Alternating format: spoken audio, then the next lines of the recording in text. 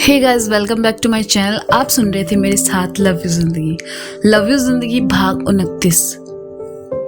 सचिन की फियांसे से बात करने के बाद नैना वहीं बैठकर उसके आने का इंतजार करने लगी। सचिन को एक्सपोज करने के लिए उसने अपने सैंडल्स भी वहीं उतार दिए।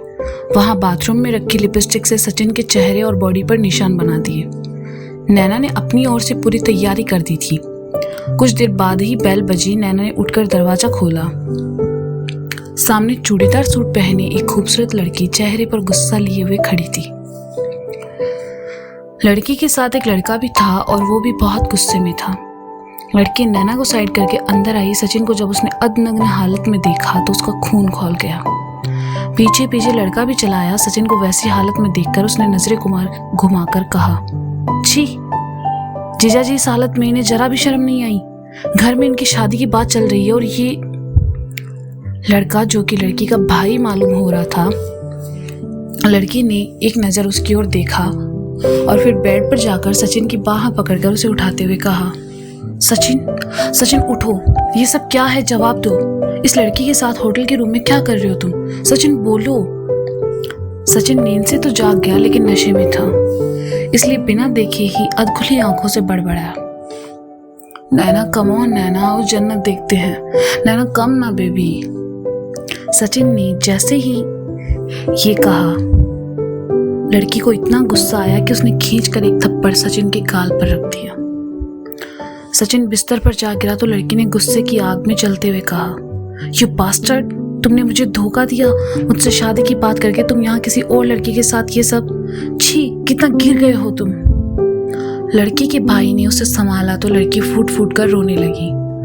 लड़की ने उसे गले लगाया और कहा, चुप हो जाओ बेटा, सचिन तुम्हारे किसी भी लायक नहीं था।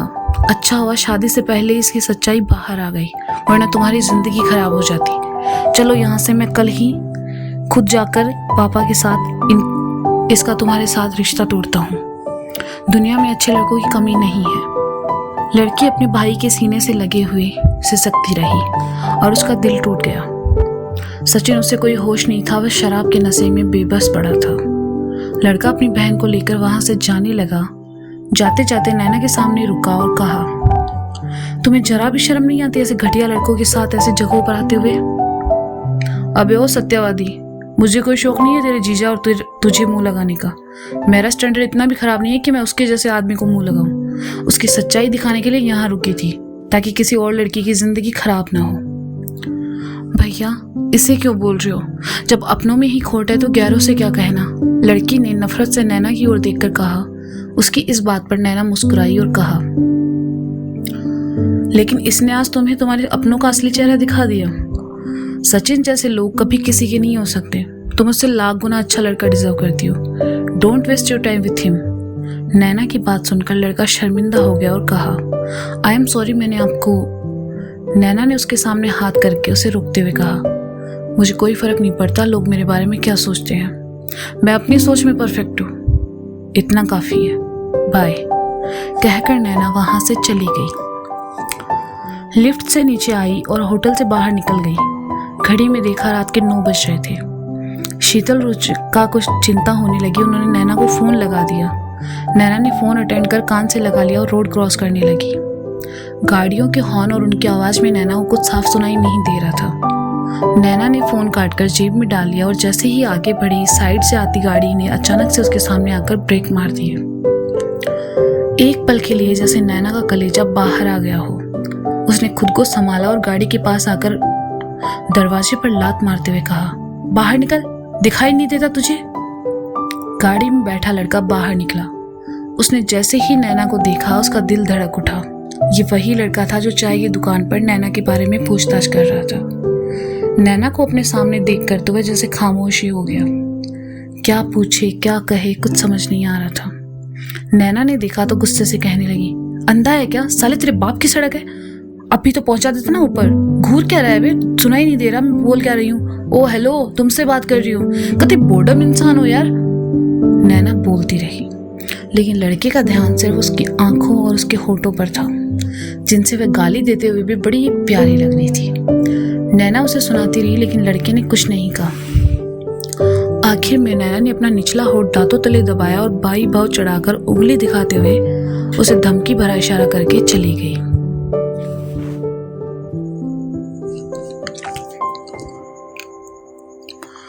पीछे खड़ी गाड़ियों के हॉर्न की आवाज जब लड़की के कानों में पड़ी तो वह होश में आया। उसने इधर उधर देखा, नैना वहां नहीं थी। ट्रैफिक देखकर वह वापस गाड़ी में आ बैठा और गाड़ी स्टार्ट करके आगे बढ़ गया। नैना एक बार फिर उसके सामने थी, लेकिन वह उससे कुछ नहीं कह पाया। नैना को याद आया कि शुभ की बाइक तो होटल की पार्किंग में ही छोड़ आई है। नैना वापस होटल आई और वहां से बाइक लेकर सीधा अपार्टमेंट के लिए निकल गई। आज एक बड़ी परेशानी खत्म हो चुकी थी और नैना का मूड एकदम फ्रेश था। वह बहुत खुश थी और सुकून से भी कि अब वह रुचिका को इनोसेंट साबित कर देगी। नैना खुशी में गुनगुनाते हुए चली जा रही थी। अपार्टमेंट पहुंचकर उसने बाइक पार्किंग में लगा दी और चाबी लौटाने के लिए शुभ को ढूंढने लगी। शुभ कहीं नहीं दिखा तो नैना चाबी लेकर ऊपर चली आई और बेल बजाई। पलटकर देखा, अभी के फ्लैट का दरवाजा अभी भी बंद था। नैना कुछ देर दरवाजे को देखती रही। शीतल ने दरवाजा खोला तो नैना उदास चेहरा लिए अंदर चली आई। नैना को चुप देखकर रुचिका और शीतल दोनों परेशान हो गई। नैना ने उन्हें परेशान देखा तो मुस्कुराई और सोफे पर बैठते हुए कहा, प्रॉब्लम सॉल्व। सचिन की तो मैंने ऐसे बैंड बजाई है, जिंदगी भर याद रखेगा। नैना ने जैसे ही ये कहा, खुशी से रुचिका ने आकर उसे गले लगा लिया और कहा, आई एम सॉरी नैना, मैंने तुम्हें बहुत गलत समझा था। तुमने ये सब मेरे लिए किया, थैंक यू सो मच। अबे ओ पांडा, दोस्तों को थैंक यू नहीं बोला करते। नैना ने उसे टाइट हग करते हुए कहा। नैना और रुचिका के बीच फिर से सब सही हो गया, ये देखकर शीतल मुस्कुरा उठी।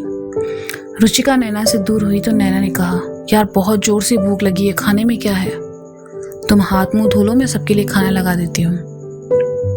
कहकर शीतल किचन की ओर चली गई। वॉश बेसिन में आकर हाथ धोए, मुंह धोकर नैना भी वापस चली आई। शीतल तब तक खाना लगा चुकी थी, तीनों साथ साथ खाने लगी। पूरे 2 हफ्ते बाद उनकी दोस्ती में फिर से प्यार लौट आया था।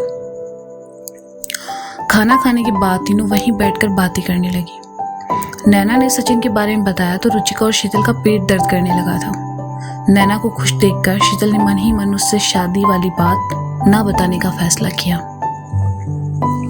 उनकी बातचीत देर रात तक चली और फिर नैना सोफे पर ही सो गई। शीतल ने हमेशा की तरह उसे चादर ओढ़ाई और खुद कमरे में जाकर सो गई। सुबह नैना बेपरवाह होकर सो रही थी कि उसके कानों में गाने की आवाज पड़ी। नैना नींद के आगोश में थी। उसे गाने से मिलती जुलती यादें उसके सपने में धुंधली सी नजर आने लगी। नींद में वह खुद को देख रही थी, चारों तरफ कोहरा और उसमें दूर खड़ा कोई शख्स जिसके पास नैना जाती है और जब उसे छूती है तो वह परछाई उसी कोहरे में मिल जाती है। नैना नींद से जागकर बैठ गई और कहा, साला इतना बुरा सपना। नैना तुम्हारी चाय। शीतल ने उसके सामने चाय से भरा कप रखते हुए कहा। नैना ने कप उठाया और चाय पीने लगी। चाय पीने के बाद उसकी नींद खुली तो उसे महसूस हुआ कि कुछ देर पहले जो गाना उसके कानों में पड़ रहा था वो कहीं और से नहीं बल्कि वही हॉल में रखे शीतल के फोन से आ रहा था। नैना ने अजीब नजरों से शीतल को देखा तो शीतल ने कहा, अच्छा गाना है ना, तुमने कहाँ सुना? नैना ने सीधा सवाल किया। वो सार्थक के साथ लाइब्रेरी कहते कहते शीतल रुक गई, लेकिन नैना मुस्कुरा उठी और चाय का कप खाली करके किचन की ओर बढ़ गई। उसने कप सिंक में रखा और नहाने चली गई। शीतल और रुचिका भी तैयार होकर आ गई और नैना का इंतजार करने लगी। नैना तैयार होकर आई। उसने व्हाइट जींस और रेड टॉप पहना हुआ था। उस ड्रेस में नैना कुछ ज्यादा ही अच्छी लग रही थी। वह बाहर आई और रुचिका शीतल के साथ बैठकर नाश्ता करने लगी। नैना, मुझे बहुत डर लग रहा है, कहीं निरंजन सर ने, कहते कहते रुचिका मायूस हो गई। नैना ने अपना हाथ उसके हाथ पर रखा और कहा, डोंट वरी रुचि, मैं हूं ना, अगर तुम नहीं रहोगी तो मैं और शीतल भी जॉब छोड़ देंगे और दूसरी कोई और जॉब देख लेंगे ना। तुमने कुछ गलत नहीं किया है। ठीक है, कहकर रुचिका ने मुश्किल से नाश्ता किया और फिर तीनों ऑफिस चली आई। आज सबकी नजर रुचिका पर थी, सभी उसे अजीब नजरों से देख रहे थे। रुचिका चुपचाप आकर अपने कैबिन में बैठ गई। आज उसे या तो खुद को सही साबित करना था या फिर जॉब से रिजाइन देना था। नैना ने पेन ड्राइव को अपने कंप्यूटर से कनेक्ट किया और उसमें मौजूद डिटेल्स देखने लगी। 1 घंटा सर खपाने के बाद नैना को आखिर वो सबूत मिल ही गया जो रुचिका के पक्ष में था। नैना ने उसे अलग निकाला और लेकर सीधा मैनेजर के कैबिन में आई। मैं आई कम इन सर? नैना ने दरवाजा खोलकर कहा। आओ नैना, आज तुम्हें मेरी याद कैसे आ गई? खैर आ ही गई हो तो ये रिजाइन लेटर अपनी दोस्त को दे दे और कहो इस पर साइन कर दे। निरंजन सर ने एक पेपर नैना की ओर बढ़ाकर कहा।